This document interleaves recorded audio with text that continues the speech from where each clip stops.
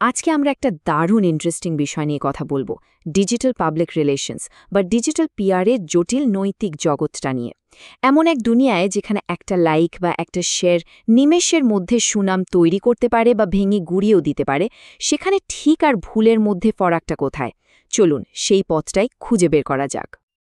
আগেকার দিনের কথা যদি ভাবি, ট্রেডিশনাল পিআরের সময় ব্যাপারটা ছিল অনেকটা ওয়ান ওয়ে রাস্তার মতো। ধরুন টিভি বা পত্রিকার বিজ্ঞাপন, ব্র্যান্ড শুধু কথা বলতো আর আমাদের শোনার কাজ ছিল। কিন্তু ডিজিটাল পিআর এসে পুরো খেলাটাই পাল্টে দিয়েছে। এখন এটা একটা two way communication. Like, comment, শেয়ারের মাধ্যমে দর্শকরাও এখন আলোচনায় সরাসরি অংশ নিচ্ছে। আর ঠিক এই কারণেই এই দ্বিকার্যকর যোগাযোগের সুযোগের জন্যই নৈতিকতার প্রশ্নটা এখন অনেক অনেক বেশি জরুরি হয়ে পড়েছে। এই ডিজিটাল দুনিয়ায় একটা ব্র্যান্ডের কাছে সবচেয়ে দামি জিনিসটা কি জানেন? টাকা? না। জনপ্রিয়তা? তাও না।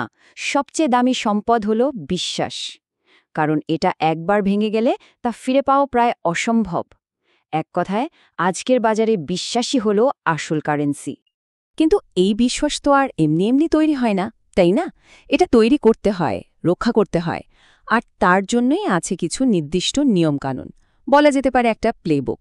চলুন সেই প্লেবুকের পাতাগুলো একটু উল্টে দেখা যাক। এই প্লেবুকের মূল ভিত্তিটা দিয়েছে public relation society of America বা পিআরএসএ। তাদের কোড অফ এথিক্সে ৬টা মূল স্তম্ভের কথা বলা হয়েছে: জনস্বার্থকে গুরুত্ব দেওয়া, সবসময় সৎ থাকা, নিজের বিষয়ে বিশেষজ্ঞ হওয়া, নিরপেক্ষভাবে পরামর্শ দেওয়া, ক্লায়েন্টের প্রতি বিশ্বস্ত থাকা আর সবার সাথে ন্যায্য আচরণ করা। এই ৬টা নীতি হল নৈতিক জনসংযোগের আসল ভিত্তি। এই সব নীতির মধ্যে স্বচ্ছতা বা ট্রান্সপ্যারেন্সির ব্যাপারটা কিন্তু খুব গুরুত্বপূর্ণ। সোজা কথায় কোনো রাগঢাক না করে সবটা খুলে বলা। যেমন ধরুন, কোনো ইনফ্লুয়েন্সার যখন একটা প্রোডাক্টের প্রচার করছেন আর তার জন্য যদি তিনি টাকা নিয়ে থাকেন, সেটা পরিষ্কার করে বলে দেওয়া উচিত। ওই যে আমরা দেখি না পোস্টে হ্যাশট্যাগ অ্যাড বা হ্যাশট্যাগ স্পন্সার্ড লেখা থাকে, এটাই হলো স্বচ্ছতার একটা দারুণ উদাহরণ। স্বচ্ছতার সাথেই জুড়ে আছে আরও কয়েকটা জরুরি বিষয়, যেমন সবসময় সত্য এবং নির্ভুল তথ্য দেওয়া, গ্রাহকদের ব্যক্তিগত ডেটার গোপনীয়তা রক্ষা করা আর যে কোনো রকম স্বার্থের সংঘাত এড়িয়ে চলা। একটা ব্র্যান্ডের বিশ্বাসযোগ্যতা ধরে রাখার জন্য এগুলোর কোনো বিকল্প নেই। তো নিয়ম তো জানা গেল, কিন্তু কি হয় যখন এই নিয়মগুলো ভাঙা হয়, যখন বিশ্বাসকে পায়ে মারিয়ে দেওয়া হয়? চলুন এবার কিছু সেরকমই গল্প শোনা যাক, কিছু করুণ পরিণতির গল্প। এই তালিকার শুরুতেই যে নামটা আসে সেটা হলো কেমব্রিজ অ্যানালিটিকা, একটা ভয়ঙ্কর কেলেঙ্কারি যা দেখিয়ে দিয়েছিল ব্যক্তিগত তথ্যের অপব্যবহার কতটা মারাত্মক হতে পারে আর ডিজিটাল প্রাইভেসি নিয়ে আমাদের নতুন করে ভাবতে শিখিয়েছিল। এর ভয়াবহতাটা বুঝতে শুধু একটা সংখ্যাই যথেষ্ট: 8,70,00,000। হ্যাঁ, প্রায় ৮৭ মিলিয়ন ফেসবুক প্রোফাইল থেকে তাদের মালিকের অনুমতি ছাড়াই ডেটা তুলে নেওয়া হয়েছিল, শুধুমাত্র রাজনৈতিক স্বার্থে ব্যবহার করার জন্য। এর প্রভাব ছিল অংশ। এরপর আসা যাক গাড়ির দুনিয়ায়। ভক্সওয়াগনের ডিজেলগেট কেলেঙ্কারি। এটা ছিল একেবারে ঠান্ডা মাথায় করা একটা প্রতারণা, যেখানে একটা নামকরা কোম্পানি সরাসরি সাধারণ মানুষ আর নিয়ন্ত্রক সংস্থাকে ধোঁকা দিয়েছিল। ভাবুন একবার, একদিকে তারা সবার কাছে নিজেদের গাড়িকে ক্লিন ডিজেল বলে প্রচার করছিল, আর অন্যদিকে গাড়ির ভেতরে এমন সফটওয়্যার বসিয়ে রেখেছিল যা দূষণ পরীক্ষায় কারচুপি করে। মুখের কথা আর আসল কাজের মধ্যে আকাশ পাতাল তফাত।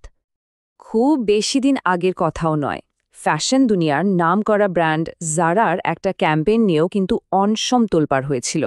তাদের বিজ্ঞাপনের কিছু ছবি, সেগুলোর সাথে একটা ভয়াবহ মানবিক সংকটের দৃশ্যের মিল খুঁজে পাওয়ায় সারা বিশ্বে নিন্দার ঝড় ওঠে, এমনকি ব্র্যান্ড বয়কটের ডাকও দেওয়া হয়। ঘটনাটা আমাদের চোখে আঙুল দিয়ে দেখিয়ে দেয় ডিজিটাল যুগে সাংস্কৃতিক সংবেদনশীলতা কতটা জরুরি। তাহলে কি অনৈতিক পথটাই একমাত্র পথ? একদমই না, বরং প্রত্যেকটা অনৈতিক কৌশলের একটা সৎ এবং অনেক বেশি কার্যকর বিকল্প আছে। এই টেবিলটা দেখুন, যেখানে ভুয়ো সমর্থনের কথা আসছে সেখানে আসল কমিউনিটি তৈরি করার সুযোগ আছে। নকল রিভিউ, তার বদলে গ্রাহকদের আসল মতামত দিতে উৎসাহ দিন। দেখুন, এগুলো শুধু কৌশল বদলানো নয়, এটা আসলে গ্রাহকের সাথে সৎ সম্পর্ক তৈরির একটা দর্শন। সঠিক পথটা কিন্তু সবসময় খোলা। অনেক তো হলো অন্ধকারের কথা, এবার একটু আলোর দিকে ফেরা যাক। এমন অনেক ব্র্যান্ড আছে যারা সততা আর স্বচ্ছতাকেই তাদের সাফল্যের মূল মন্ত্র বানিয়েছে এবং দীর্ঘমেয়াদী সাফল্য পেয়েছে। এর সেরা উদাহরণগুলোর একটা হলো পেটাগোনিয়া। ভাবা যায় একটা পোশাক কোম্পানি ব্ল্যাক ফ্রাইডেতে বিজ্ঞাপন দিচ্ছে, এই জ্যাকেটটি কিনবেন না। প্রথম দেখায় মনে হতে পারে এটা ব্যবসার ক্ষতি করার শামিল, কিন্তু আসলে তারা লাগামহীন ভোগবাদের বিরুদ্ধে একটা জোরালো বার্তা দিয়েছিল। এই আপাত ঝুঁকিপূর্ণ ক্যাম্পেইনটা কেন এত সফল হলো? কারণ এই একটা সাহসী পদক্ষেপ তাদের পরিবেশবাদী ভাবমূর্তিকে আরও মজবুত করল। এর ফলে গ্রাহকদের সাথে তাদের একটা গভীর সম্পর্ক তৈরি হলো, যা সস্তা ডিসকাউন্টের বিজ্ঞাপনের চেয়ে অনেক বেশি শক্তিশালী। প্যাটাগোনিয়া প্রমাণ করে দিল যে চরম স্বচ্ছতাও ব্যবসায়িকভাবে সফল হতে পারে। আরেকটা দারুণ উদাহরণ হল ডাভের রিয়েল বিউটি ক্যাম্পেইন। 2004 সাল থেকে তারা তথাকথিত সৌন্দর্যের ধারণাটাকে চ্যালেঞ্জ করে আসছে। পেশাদার নিখুঁত চেহারার মডেলদের বদলে তারা আমাদের মতো সাধারণ নারীদের নিয়ে এসেছে। বিভিন্ন বয়স, বিভিন্ন শারীরিক গঠন, বিভিন্ন গায়ের রং। এই সহজ সৎ বার্তাটাই কিন্তু বিশ্বজুড়ে মানুষের মন ছুঁয়ে গেছে।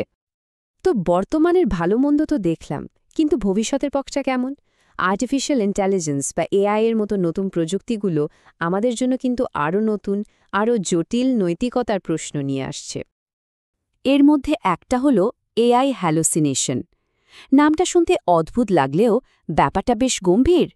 এটা হলো যখন একটা এআই মডেল কোনো ভুল বা বানানো তথ্য এমনভাবে পেশ করে যেন সেটাই সত্যি।